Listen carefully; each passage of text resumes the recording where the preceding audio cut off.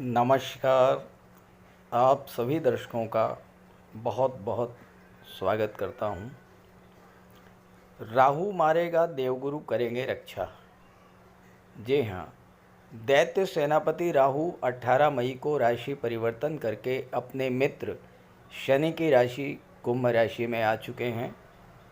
कुंभ राशि प्रगतिशील विचारों वाली, जीवन में परिवर्तन करने वाली और नित नई ऊंचाइयों को स्पर्श करने का प्रयास करने वाली राशि है।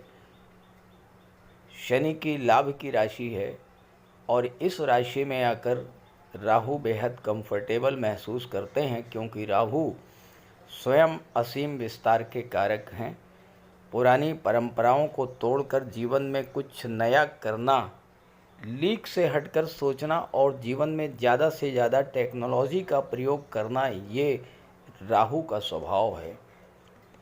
हालांकि राहु को ज्योतिष शास्त्र में सर्वाधिक पाप ग्रह की संज्ञा भी दी गई है और जब राहु की दशा या अंतर्दशा आरंभ होती है तो तमाम तरह के कष्टों को झेलना पड़ता है। लेकिन राहु के इसी गोचर के दौरान जो जातक राहु से अलाइन होकर चलते हैं, जो राहु चाहते हैं वैसा ही करते हैं, वो जीवन में अपेक्षा से अधिक लाभ प्राप्त करते हैं और नित नई ऊंचाइयों को स्पर्श करते हैं।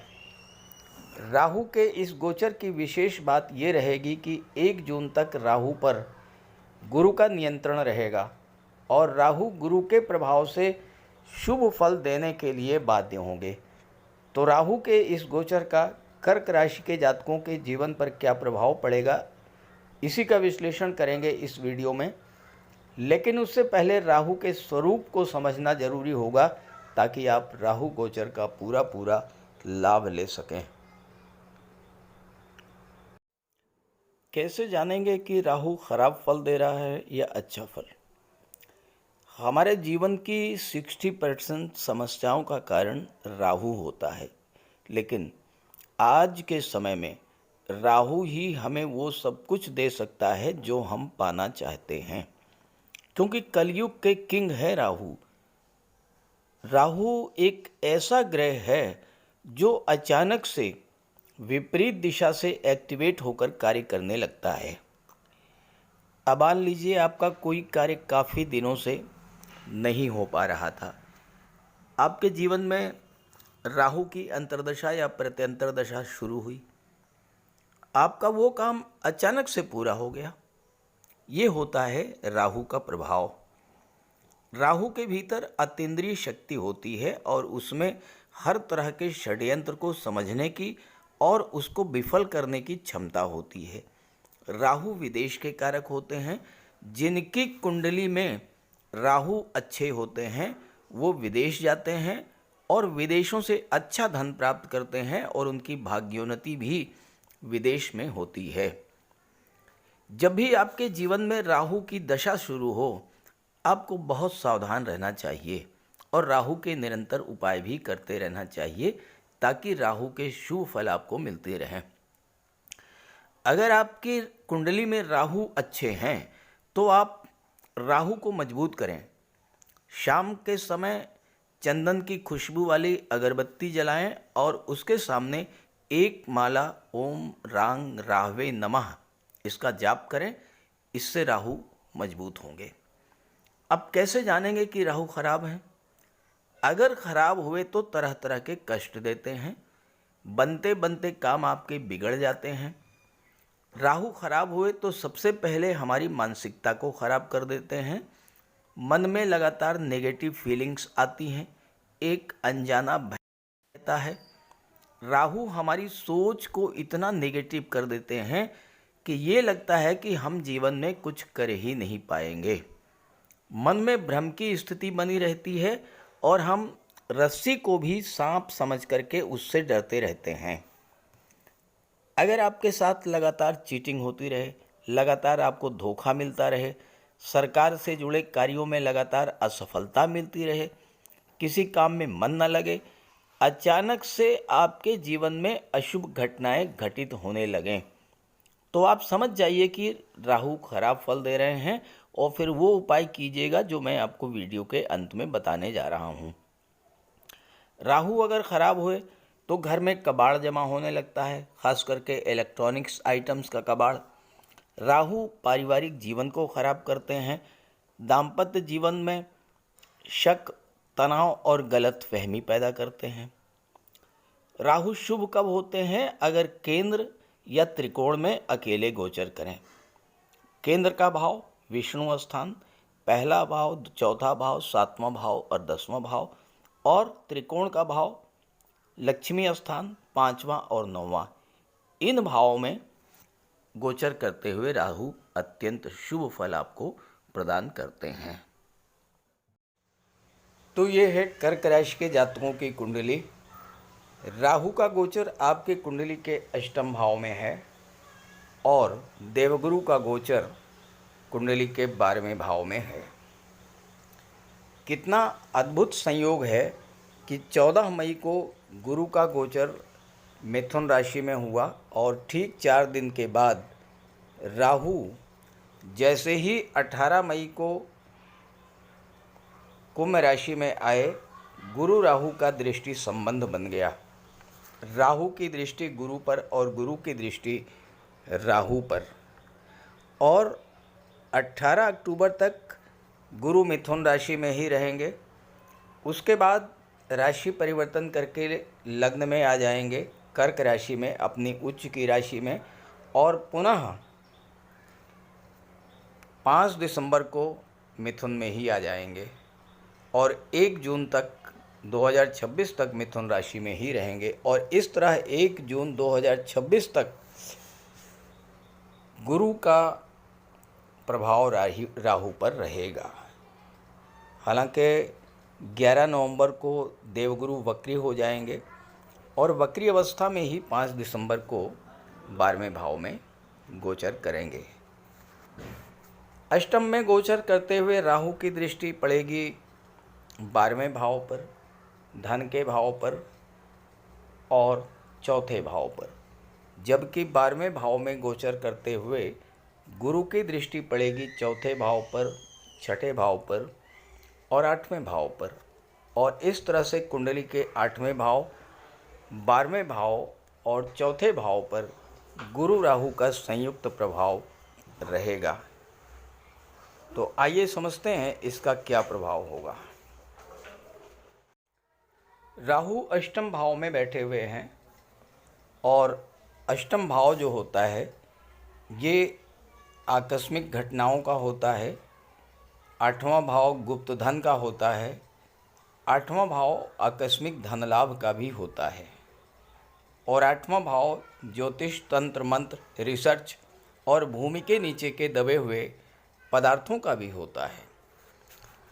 यहाँ पर राहु का गोचर स्वास्थ्य की दृष्टि से थोड़ा अच्छा नहीं रहेगा। स्वास्थ्य संबंधी समस्याएं कुछ हो सकती हैं। अचानक से कोई अशुभ घटना भी घटित हो सकती है। लेकिन राहु का संबंध धन भाव से भी बन रहा है और 8वें भाव से भी बन रहा है, तो आकस्मिक धन लाभ का योग तो बनता है। राहु की दृष्टि 12वें भाव पर है और 12वें भाव में गुरु का गोचर है। राहु विदेश के कारक होते हैं, तो विदेश जाकर के सेटल होने का भी एक अच्छा अवसर आपके इस समय बन रहा है। अष्टम भाव ससुराल पक्ष का होता है और राहु ससुराल पक्ष के कारक होते हैं। अष्टम में ही राहु का गोचर है। इस समय ससुराल पक्ष से अगर आप अपने संबंध मधुर बना करके रखेंगे तो ससुराल पक्ष से बड़ा लाभ भी आपको मिल सकता है। कर्क राशि के वो जातक जो धर्म अध्यात्म से जुड़े हुए हैं, वो जातक जो ज्योतिष तंत्र मंत्र से जुड़े हुए हैं, वो जातक जो रिसर्च फील्ड से जुड़े हुए हैं, ऐसे जातकों के लिए बेहद अनुकूल समय रहेगा। गुरु भाग्येश होकर के 12वें भाव में बैठे हुए हैं, तो इस समय आपका भाग्य आपको विदेश लेकर के जाएगा, यानी घर से बाहर किसी दूरस्थ स्थान पर, किसी दूसरे शहर, किसी दूसरे राज्य में जा कर के गुरु आपकी भाग्योन्नति कराएंगे। धन भाव पर राहु की दृष्टि है, अचानक से धन लाभ का योग बन रहा है। दूसरा भाव पैतृक संपत्ति का भी होता है। यहाँ पर अचानक से आपको पैतृक संपत्ति का भी लाभ मिल सकता है और साथ ही साथ दूसरा भाव जो है वाणी का भी होता है। वाणी पर अगर आपने विशेष नियंत्रण नहीं रखा तो कोई विवाद भी उत्पन्न हो सकता है परिवार के सदस्यों के बीच में। तीसरी बात, राहु 8वें भाव में बैठे हुए हैं और दूसरे भाव को देख रहे हैं। दूसरा भाव जो होता है ये आपका भोजन भी होता है, आपका खान पान भी होता है और राहु के इस गोचर काल में आपको अपने भोजन पर, अपने खान पान पर विशेष नियंत्रण रख करके चलना होगा, अन्यथा स्वास्थ्य संबंधी समस्याओं को लेकर आप परेशान हो सकते हैं। खास करके मद्यपान और मांसाहार से दूरी बना करके रखें। साथ ही साथ अपने संगति का ध्यान रखें, अपने फ्रेंड्स का ध्यान रखें, तो कोई विशेष समस्या नहीं होगी। गुरु और राहु दोनों की दृष्टि चौथे भाव पर पड़ रही है और चौथा भाव प्रॉपर्टी का होता है। कर्क राशि के वो जातक जो रियल एस्टेट से जुड़े हुए हैं, वो जातक जो प्रॉपर्टी को लेकर के कार्य कर रहे हैं, ऐसे जातकों के लिए लाभ के नए नए अवसर बनेंगे। लेकिन राहु की दृष्टि चौथे भाव पर पड़ने से परिवार के सदस्यों के बीच में किसी तरह की कोई गलत फहमी की स्थिति भी बन सकती है।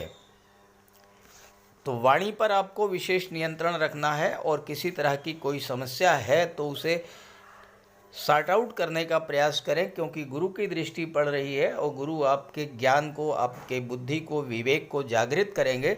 तो ऐसी कोई अप्रिय स्थिति तो नहीं होगी, फिर भी सावधानी तो अपेक्षित है ही। गुरु की दृष्टि छठे भाव पर पड़ेगी, अपनी ही राशि पर पड़ेगी, तो छठे भाव के फल आपको प्राप्त होंगे। कर्क राशि के वो जातक जो विदेश जाकर के किसी तरह की नौकरी का प्रयास कर रहे हैं, उनको किसी विदेशी कंपनी में, किसी मल्टीनेशनल कंपनी में नौकरी भी मिल सकती है। कर्ज संबंधी समस्याओं से भी इस समय आपको राहत मिलेगी और कोर्ट कचहरी का कोई मैटर चल रहा है तो उसमें भी आपको राहत मिल सकती है। इस तरह के लाभ आपको मिलेंगे इस गोचर काल में। लेकिन प्रश्न ये है कि कर्क राशि के 1-2 नहीं करोड़ों जातक हैं, तो क्या सबके साथ एक जैसा ही होगा? ऐसा बिल्कुल भी संभव नहीं है। तो अगर आप ये जानना चाहते हैं कि आपकी जन्म कुंडली में ग्रहों की क्या स्थिति है और उसके आधार पर आपको किस तरह का फल प्राप्त होगा, तो वीडियो के डिस्क्रिप्शन बॉक्स में मैंने अपना व्हाट्सएप नंबर दे दिया है। आप अपनी समस्याएं उस पर भेज सकते हैं और मैं उनका समाधान करने का पूरा प्रयास करूंगा। अब आइए बात कर लेते हैं राहु के उपायों पर। जीवन में परेशानियां बढ़ रही हों, संघर्ष बढ़ रहा हो, अचानक से आपके जीवन में नकारात्मक घटनाएं घटना शुरू हो जाएं, अचानक से आपको धन हानि शुरू हो जाए, परिवार में कलह शुरू हो जाए, बीमारियों से, रोगों से आप परेशान होना शुरू कर दें, तो आप ये समझ लीजिए कि राहु खराब फल दे रहे हैं।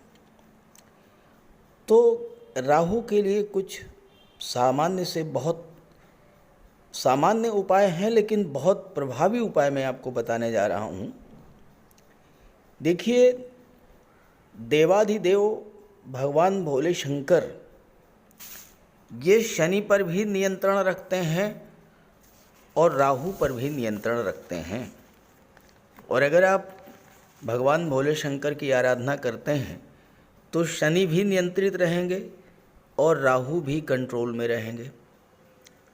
तो राहु के लिए आप सोमवार और शनिवार के दिन जल में काला तिल मिला करके शिवलिंग पर अर्पित कीजिए, भगवान भोले शंकर की आराधना कीजिए। राहु के नेगेटिव फल मिलना बंद हो जाएंगे। इसके अलावा दुर्गा सप्तशती में कहा गया है, छाया रूपेण संस्थिता या देवी सर्वभूतेषु छाया रूपेण संस्थिता। तो माता दुर्गा जो हैं वो छाया का रूप हैं और राहु भी छाया हैं, शनि की छाया। तो माता दुर्गा की आराधना करने से, दुर्गा चालीसा का पाठ करने से भी राहु शांत होते हैं। और इसके बाद स्नान करने के बाद प्रतिदिन 108 बार राहु का बीज मंत्र ओम रांग राहवे नमः, ओम रांग राहवे नमः 108 बार जप करने से राहु के अशुभ प्रभाव में कमी आती है। स्नान करने के जल में कुश डालकर स्नान करने से भी राहु नियंत्रित होते हैं। और शनिवार के दिन सुबह पीपल के वृक्ष में जल चढ़ाने से और शाम को घी का दीपक जलाने से भी राहु नियंत्रित होते हैं। और इसके अलावा पक्षियों को बाजरा डालने से भी राहु पर नियंत्रण पाया जा सकता है। और इसके अलावा अगर आपको राहु विशेष कष्ट दे रहे हों तो शनिवार के दिन एक नारियल, 11 बादाम एक काले वस्त्र में लपेट करके अपने सिर के चारों तरफ 7 बार उतार करके जल में प्रवाहित कीजिए। राहु को देवगुरु बृहस्पति कंट्रोल करते हैं। तो राहु को कंट्रोल करने के लिए देवगुरु को बलवान कीजिए। और देवगुरु तो गुरु हैं, शिक्षक हैं। अपने गुरु की, अपने पिता की, वृद्ध जनों की सम्मान कीजिए, उनका आशीर्वाद प्राप्त करते रहिए। गुरु को बल मिलेगा, राहु पर नियंत्रण होगा। और इसके अलावा राहु ससुराल पक्ष के कारक होते हैं। तो अगर राहु खराब हैं तो भूल करके भी ससुराल पक्ष से संबंध खराब मत कीजिएगा। तो ये छोटे छोटे उपाय हैं। और इसके अलावा गोमेद भी धारण किया जा सकता है, लेकिन किसी योग्य ज्योतिषी की सलाह लेकर।